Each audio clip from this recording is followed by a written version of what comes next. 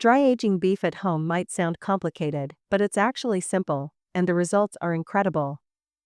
In just a few steps, you can turn a good steak into something unforgettable. Let's break it down step by step.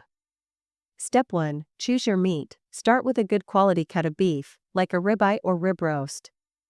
Larger cuts age better than small steaks.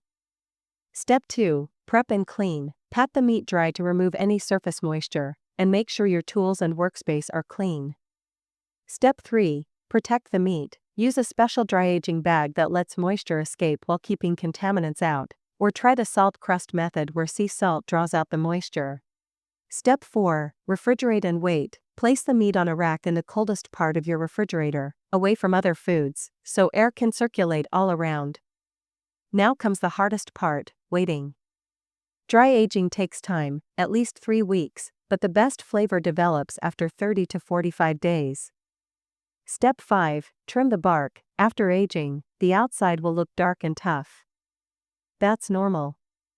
Trim away the bark, mold, or fat until you're left with a beautiful, deep red steak. Step 6. Cook simply. Season with just salt and pepper, then sear it in a pan or on the grill. Dry-aged beef already has incredible flavor, so you don't need much else. Step 7. Enjoy. The reward is a steak that's tender, juicy, and packed with flavor. Once you try dry-aged beef, you'll understand why chefs and steak lovers rave about it. And that's the complete process of dry-aging beef at home.